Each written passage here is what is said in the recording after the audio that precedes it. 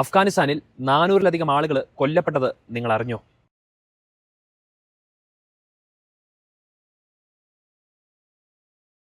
യുദ്ധത്തിന്റെ പേരിൽ സ്കൂളുകളും ആശുപത്രികളും അഭയകേന്ദ്രങ്ങളും ആക്രമിക്കുന്നത് ഒരു തരത്തിലും ന്യായീകരിക്കാൻ കഴിയാത്ത കാര്യമാണ്. ഇറാനിൽ സ്കൂൾ ആക്രമിച്ചാലും, ഗാസയിൽ കൊച്ചുകുട്ടികളെ കൊന്നാലും, ഇസ്രായേലിൽ കുട്ടികൾ മരിച്ചു വീണാലും, സിറിയയിലും സുഡാനിലും വിദ്യാഭ്യാസം നിഷേധിച്ചാലും, നൈജീരിയയിൽ കുട്ടികളെ തട്ടിക്കൊണ്ടുപോയാലും, പാകിസ്ഥാനിലും അഫ്ഗാനിസ്ഥാനിലും യുക്രൈനിലും റഷ്യയിലും യുദ്ധങ്ങളിൽ കുട്ടികൾ മരിച്ചു വീണാലും ഇതിലൂടെ എന്താണ് നേടുന്നത്? അവരുടെ മരണം കൊണ്ട്, അവരുടെ വിദ്യാഭ്യാസം നിഷേധിച്ചുകൊണ്ട് ആർക്കാണ് നേട്ടം? ആശുപത്രികൾ, സ്കൂളുകൾ, അഭയകേന്ദ്രങ്ങൾ ആക്രമിക്കുന്നത് ഭീരുത്വമാണ്. പാകിസ്ഥാൻ അഫ്ഗാനിസ്ഥാനിലെ കാബൂളിൽ ആശുപത്രി ആക്രമിച്ച് 400-ലധികം മനുഷ്യരെ കൊന്നു.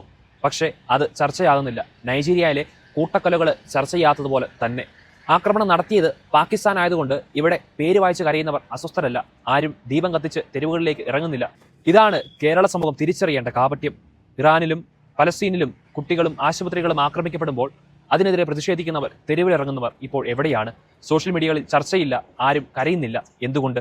നാം മനസ്സിലാക്കണം ഈ കാപട്യം. കൊല്ലുന്നവന്റെയും മരിക്കുന്നവന്റെയും മതം നോക്കി മാത്രം പ്രവർത്തിക്കുന്ന മനസാക്ഷിയാണ് ഇപ്പോൾ ഇവിടെ നടന്നുകൊണ്ടിരിക്കുന്നത്.